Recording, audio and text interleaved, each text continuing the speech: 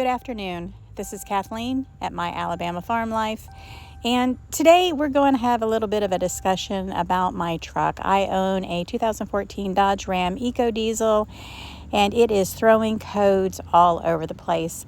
I had it at the dealership in April, and they told me that they didn't know what was wrong with it. They couldn't figure it out. I guess they reset the engine light and then sent me home with it, and now it is throwing errors all over the place. It doesn't have any power, it doesn't have any boost. If I accelerate too hard, it just bogs down, and then it just throws me into limp mode. So guys, I want you to listen to this engine.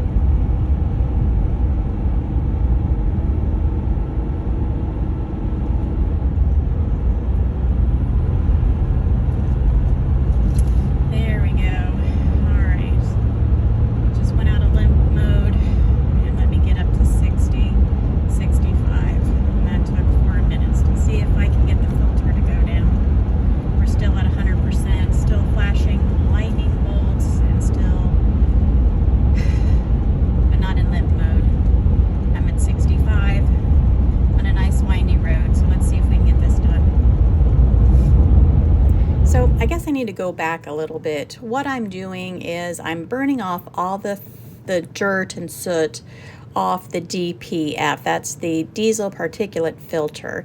And it's something you have to do regularly if you do not drive this vehicle at highway miles.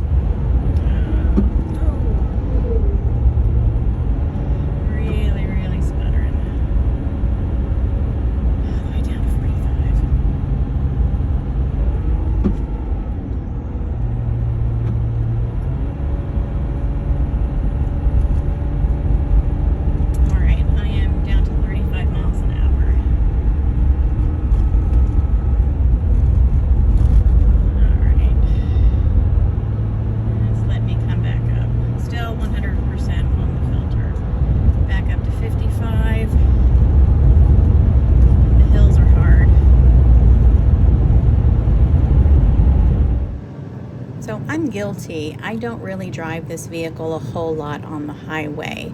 I drove it to Jemison. It did great, no problems. And then the other day it started telling me that I need to drive it to burn it off. So I got in the vehicle and started driving, and as you can see, nothing is happening. It is not burning off the dirt and soot that has accumulated. Well, I've been doing a lot of research, and it could be many things. It could be the wiring, it could need to be cleaned, which is a very good possibility. I've got 177,000 miles on this vehicle, or it could be sensors going bad. I think it's a combination of all three. Now, I already know that I have a wiring issue. That's why all my brake lights are going off. I ran over a stick, and when I pulled it out, all my lights went off and went crazy. So I have a break in the wiring somewhere. They wanted to change my wiring harness, but I've already had that replaced. That was chewed on by rats a couple of years ago, and that has been replaced, and I really don't think that's what it is. However, I could be wrong. But I'm feeling pretty lucky right now. I have found a mechanic who has agreed to help me fix my truck, but he's backed up, so it's going to be a couple of days before I can get it into the shop.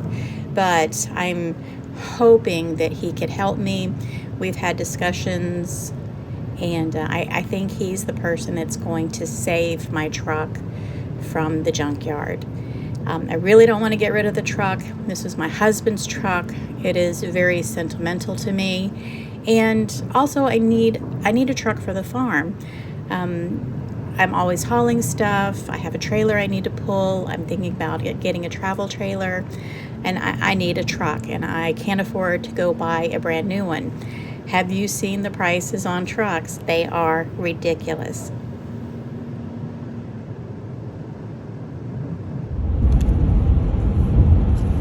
All right, 10 minutes in, and I'm still getting the lightning flash and 100% exhaust filter service required, see dealer, but I'm able to keep my mile per hour about 65 with no issues, no stalling out. It has smoothed out quite a bit, so I'm just going to keep on driving.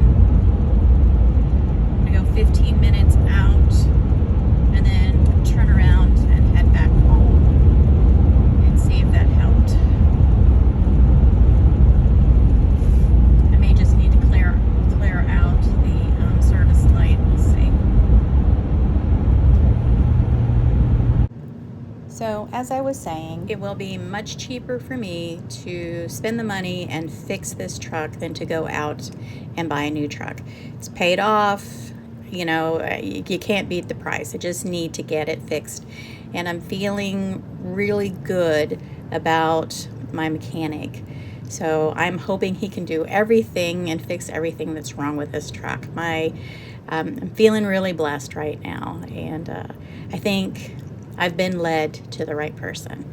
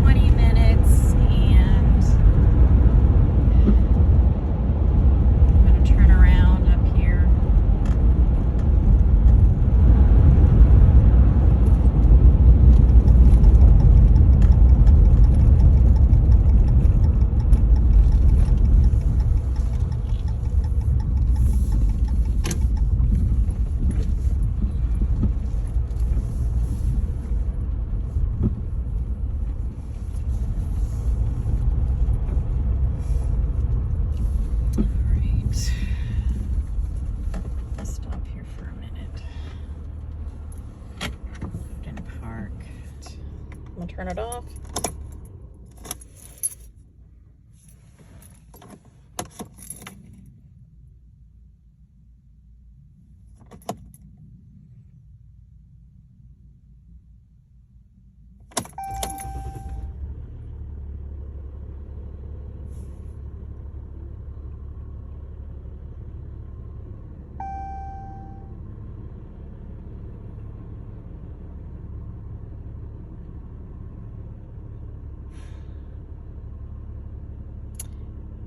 right, well, we're starting home. Apparently that did not work. So as you see, I went 25 minutes out. Now I'm going to turn around and do another 25 minutes back home. The speed limit here is about 55, but I'm going up and down hills, so it's kind of hard to maintain that 55, but I was getting speeds up to 65. 70 is a little hard, but I was trying really hard to maintain 65 miles an hour. I also have what is called a Bluedriver. It reads my codes. While I was driving back, I went ahead and redid the scan to see if any of the codes had changed. And I'll go ahead and show you the codes that I'm getting on my vehicle right now.